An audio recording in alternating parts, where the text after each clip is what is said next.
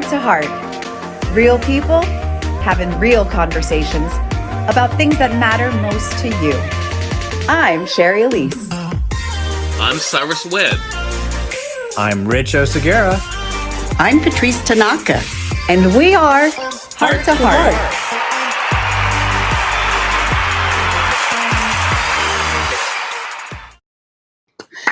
Hey, you guys. Woo! Hey, guys. Hello, welcome to Heart, an interactive talk show where you, our beautiful community, choose the topic. And because you are so important to us and this show revolves all around you, we ask you just for one little favor. Share what's on your heart with others, and please share this live stream right now with your peeps. Without further ado, I'd like to welcome you to my beautiful Heart to Heart family. Welcome, guys, to today. How are you? Lovely, lovely. Good. Awesome. So for those of you who are first watching, hello, Martine. Nice to see you. If this is your first time watching, just so you know, as I said, the show topics are all based on what is important to you. So you guys write in, share what it is that you want, and we choose right live on air a topic that we have no idea which one will be chosen. And we're going to do that at 1:15. So make sure that you stay tuned in. We had some amazing questions that came in this week. Ones that were like, we talked about the past, it's not menopause, but they're pretty heavy topics. So Tracy Allen, our producer, is going to share which one of these will be chosen today. Thank you, Amy, Ryan, and Renay, for sending in these questions. How toxic masculinity hurts the average Joe, why the true history of America is not taught in schools, and being truly honest about who we are, what we do, and why we do it. One of these are going to be chosen live today. And without, not ignoring the elephant in the room, Cyrus is not here with us today, yet. He is caught in the traffic of the World Wide Web, so hopefully he will be popping up here soon. Made a wrong turn. Yeah, exactly. So what's been going on with you guys? Patrice, how are you? I'm good. Yeah, I've been thinking about this show and thinking about you guys and reflecting on how much I learn from you each and every show. And I was wondering, because I want to learn more, what are some of the greatest lessons you've ever learned, and were they the result of some big misstep or mistake or that you made? I'm always curious about how people learn the greatest lesson. So, Shari? Yeah. Wow. When we say like mistakes or missteps, I'm someone who really doesn't believe in mistakes, as you're saying, because I believe that if we choose to learn from them all, right, then I think it was Nelson Mandela that's actually said, there is no losing, you either win or you learn. And from the time that I learned that, I thought, you know what, like there's a reason and a lesson in everything. So I've had this ongoing life lesson, and for me, it's always been about self-worth and self-respect and self-honoring. And I feel like all the choices that I made in men over the years, many years ago, to be honest, like these really unhealthy relationships, they really showed me what I was not deserving of, or actually showed me what I was deserving of, and it wasn't them. It wasn't the way that I was being treated. And so although I kept making these choices in my life that some would see as, backsteps, for me, it just clarified more and more how I felt about myself and what I really wanted. So I think that's probably been my greatest lesson, is self-worth and value. Yeah, that's great. Yeah. Rich, tell us. I'm eager to hear what you're going to share. Well, when mistakes. So where my mind goes with that, and much like Shari, I believe, and not that I always had this concept, it's definitely a work in progress, but that mistakes or missteps are so valuable because that's how we learn, right? If we choose to do the learning from them. But I also think about all the times I made a choice and other people said, oh, that's a mistake. You shouldn't do that. And my mind goes all the way back to high school when I played the clarinet and the saxophone from grade school through high school. And in my junior year at high school, I went to Whittier High School in Los Angeles. And in my junior year, they announced that the following year would be the first time that male cheerleaders would be brought back to the school. And it had been decades since that was a thing. And something in me just wanted to do that, as crazy as it was. And so I quit band. And I was first chair first, meaning I was the best clarinetist of the entire section and award winning and all that stuff. But I said, nope, I'm going to throw that out the window and I'm going to become a cheerleader, because who wants, more ridicule in their lives? Right. And I did it. And I remember my band teacher said to me, you're making the biggest mistake of your life. And I still did it anyways. And he may be right or not. We'll never know.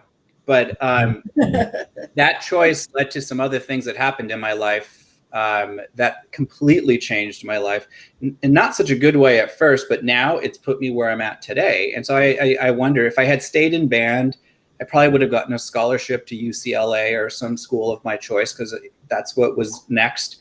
Wow. But then would I be here? Or would I be doing what I do now? A very different world for me. But when I hear other people tell me you're making a mistake, it doesn't deter me. It probably makes me want to stick with my decision even more. I'll show you. Exactly. So did you love the cheerleading? How did you fare? Yeah, I did. I made the team. And so I was the first of two varsity male, we were called Yell Kings. Uh-huh. And I had, it was amazing. It was awful too. I mean, imagine being a young, man who was just discovering that I'm gay, and then what more could you do than decide to be a cheerleader in high school?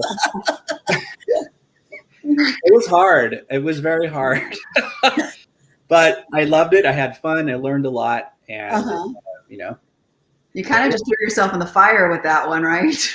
Yeah. That's so cool. Yeah. One other thing we have in common, because I was a band geek as well, clarinet, not as good as you, second chair, but I played through intermediate through college. And really? we had the first marching band in Hawaii, and 8 to the 5. It was kind of fun. But cool. I never chose the clarinet. The band teacher in 7th grade just said, here, you should play clarinet. So I thought, all right. If I had a choice, I probably would have wanted to play the oboe or the French horn, or even the alto sax, something that sounded better to me. But anyway, I'm glad I did the band thing. I was thinking about that question and for myself in terms of the greatest lesson. And there's so many lessons that we learn through life, right? So many mistakes that we make continually to acquire that learning. And I guess one of the biggest lessons that I've learned is to distance myself from toxic or energy sucking people. And for years I would just, if somebody wanted, my attention, my help, whatever, I was there. And I considered myself a loyal friend, which meant I didn't let go of anyone, but it was very draining at times. And when I finally, distance someone from my everyday life, I could breathe again. And I realized after, being a friend of hers for, 15 years, that I was always helping her through some crisis. There was always drama or crisis. And my thinking was, okay, if I can help her get through this particular situation, then we can all breathe and it'll be better. But then every situation was followed by yet another trauma. And I realized that that's just the way she operated in life. And it was always going to be this way. And so I had to make a decision. Is this what I want? And so I distanced her from me. And I've done that one other time since then, maybe two. And it's always hard for me because I'm a loyal person. I don't like to, give up or let go on my friends. So I think of it more as I'm on stage in a theater, and instead of them sitting in the front row orchestra, I've kind of relegated them to the third balcony in the rear. So I don't have to think about that I've cut them out totally. They're in my life, but not to the degree to which they can, affect my, the quality of my life every day. So anyway. I love that. I love that question. And I would love to ask everybody that's here, that's watching this with us, what has been a mistake maybe in your life that has taught you your greatest life lesson? We'd love to hear about it, because I feel like Patrice and Rich, like, we're all given these specific lessons, I think, that are tailor-made for us, really, and what I feel like we've, what our purpose here is to uncover and discover in ourselves. I want to shout out Carl and Holly and everyone that's participating here and live with us. Samantha says, isn't that funny? Sometimes we have a crossroads in front of us and you never know at the time where those roads will lead you to.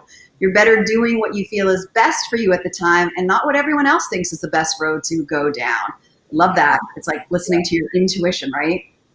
Well, Shari, I have a question, kind of continuing from Patrice about releasing toxic people or people that are not in alignment with us. They don't necessarily have to be toxic, but they're not in alignment with us, and we realize that.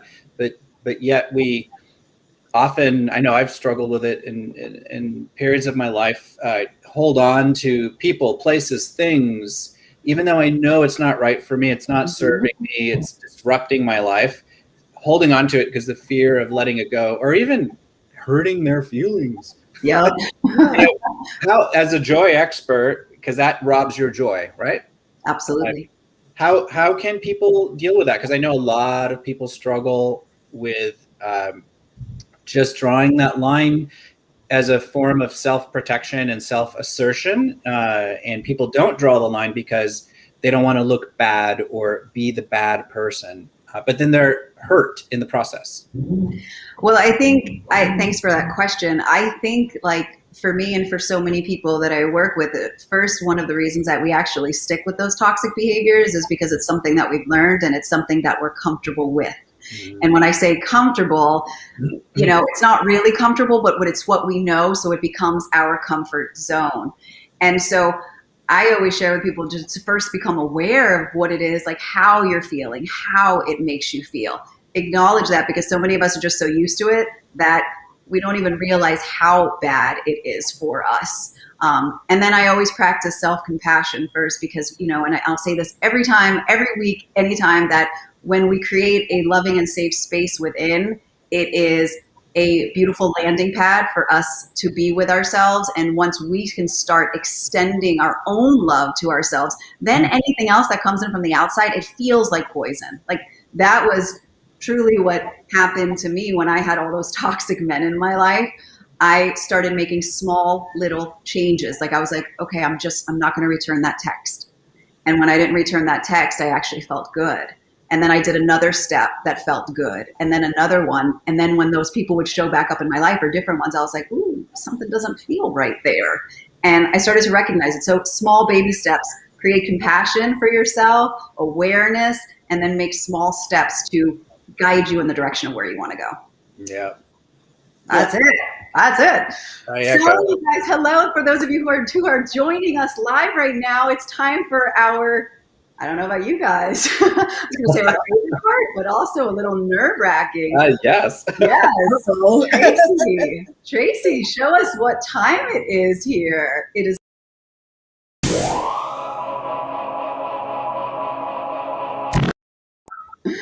the heart to heart vault. Patrice always shakes her head at that because it's so silly, right? Dun, dun. So we are going to find out from the questions that you submitted this week, which one we are going to have a heart to heart about. Tracy, reveal to us what's in the vault. Uh-oh. Woo! Hi, the true history of America is not taught in schools. God, do we have enough time for this? Oh boy. It's so true, because I was in college when I first learned that Japanese Americans were incarcerated during World War II between 1942 and 1945. And I was stunned because I had never read it or heard it anywhere. And I was just interviewing this this entrepreneur in Hawaii, and he mentioned, you know, he was in a concentration camp during the war with his family. And I was like, what? You know, and it's because it was not in any history books. And my family, no one that I knew in the Japanese American community spoke about it, because they were so ashamed of it that they just wanted to not ever, you know, address it ever again. And unfortunately, I think that that's what happens to a lot of history, people of color. You know, it just does not become part of the, you know, the told tale. And I think we are only in recent times discovering the untold history of Americans who are not white Americans. So it's been ongoing revelation, and important, necessary, because the history of America has to be the history of all Americans, not just white Americans, right? Yeah, for sure. Go ahead, Rich. I see you. You're chomping at the bit. Oh, I have so many things to say about it. Yep. And Patrice, I know exactly what you're talking about. Little known fact, I grew up with a Japanese American, Nisei, stepfather, and was his parents came from Japan. Anyway, so I know about it's how I learned about the internment camps myself, because my grandparents actually were in those internment camps through my stepfather on that side. So, but you know, what the question was, why isn't the truth told? Because it's very inconvenient to the narrative that white Americans decided to tell, to create this. I mean, there are people, maybe even people watching right now, who don't know that this continent was highly populated with millions of people with advanced civilizations, and was not discovered when Columbus or any other person came across and accidentally landed here. No, there were, you know, deeply entrenched, highly sophisticated civilizations here all throughout the Americas that subsequently have been mostly eradicated, with very little left to show for who was here. And it's not convenient. It wasn't convenient to tell the truth. It's still not being told. Our history books would be very different. And I too, it wasn't until I got to college as an adult, I went to school as an adult in Chicago, that's when I first started learning the true history of the Americas, not in school. I grew up in Los Angeles. I didn't know that Native Americans lived everywhere that I lived. And, you know, now I'm in San Diego. I didn't know that because we weren't really taught that. Mm-hmm. Here's how crazy it is. I'm of Mexican American descent. I grew up in California. Almost every street name is a Spanish word, especially in LA. I didn't even know those were Spanish words. I just thought that those were just words. That's how entrenched it is. And so generation after generation of kids who are now 51-year-old adults, didn't learn these things, and it's all intentional as far as I'm concerned. Mm-hmm. And that narrative can be changed, and there are people trying to change by telling the truth, but there's a lot of work to be done. And there's people who don't want that truth to be told. Yeah, it's a big topic, and when you just said, Rich, that you didn't learn till college, I'm gonna be completely transparent and say that I didn't really start diving into it until last year, and that's the honest truth. I started thinking about when George Floyd, when the murder happened, and really started listening more to our to people of color, to Black people, to Indigenous people, to other people besides white people, and started looking into it and watching documentaries and listening to podcasts and really opening myself up to things that I had not been taught. And it had me really reflect on what I was taught in school. And critical thinking is not taught in school. We're taught to memorize facts. And I remember in history, that's actually why I disliked history so much, because it was just memorize a date, memorize a person, and for the test. And so I just always kind of just checked out from that. I had a creative aspect to me, and that was just all facts. And the things that you taught as children, especially, you believe what people tell you. This is what happened. Slaves, they were treated so well by their masters. They were part of the family. I believed that Christopher Columbus, I believed in the Thanksgiving meal, and the Pilgrims and the Indians, and it was all nice. And the question again, I know, but the question again is why? And Rich, it's because it is convenient, because it doesn't fit in with the narrative that people need you to believe. And the more and more that I've read about it, the more and more I see how they update the textbooks when they choose not to, certain times in history when, it didn't fit the political agenda. It's so deep and it's disheartening, I will say. And it's up to each of us to find that truth, and to not, just like anything, to not just listen to what everybody else is telling us, but to really look into it. Yeah. Cody says, just like the Bible, not all the stories were put in the big book. Much was left out. Yeah, absolutely. It's really hard, because when you grew up, and as I did, on movies, right? That was, how we learned history. And I remember seeing, films like They Died with Their Boots On, which is about, Custer and the massacre at Little Bighorn, of course, told from the point of view of white soldiers. And that's what I thought happened. And every World War II story was about, Americans and how we triumphed over, other peoples. And, we were the guys in the white hats. And then I learned many years later about the internment of Japanese Americans. And it's just, very discombobulating to think that you grew up thinking one thing, and then all of a sudden the truth is something quite different. So, but I think it's great that we're finally getting to what the truth is, because until we get there, we're not going to be able to tell the real story of America and all Americans. So.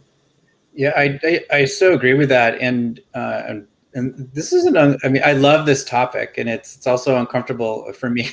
I didn't expect this to be a question on this show, heart to heart, and this is a really raw topic for me that I've spent a lot of time before this show, thinking about and being upset about, and then learning. It's helped me to learn about my own culture. There was growing up, I did everything I could to not appear Mexican. because I didn't want to deal the racism, especially, in growing up in LA, I stay out of the sun so that my skin wouldn't get too dark. I even went on a salad diet. I heard that if I eat nothing but lettuce, that the natural blue that's genetically possible to be in my genes, in my family, that would start to come out of my eyes. Like I just desperately wanted to not look Mexican because of the racism. And that's how twisted I became, because I was not exposed to the truth and the rich, beautiful history of where my lineage actually comes from. That was actually California was Mexico before the Spaniards arrived and took it away from the natives, of course. So my point in all of this is we get to learn the truth. And I think a really good thing that anyone who's watching this, anything, no matter where you live in the world, before you and your family were there were possibly other people who occupied those lands. And it's always a question to me, like, well, who used to live here? Who are the peoples that lived here 1,000 years ago, 10,000 years ago? And, Google's your friend. You can easily do that. There's actually maps, especially for North America. You can find maps and put in your city or your zip code, and it'll tell you all the tribes that used to live there, Native Americans. And it's shocking, like how many different tribes just in California were here. I did that thing. I did that. Did you do that? Yeah. Yeah. Whose land are you on? You'll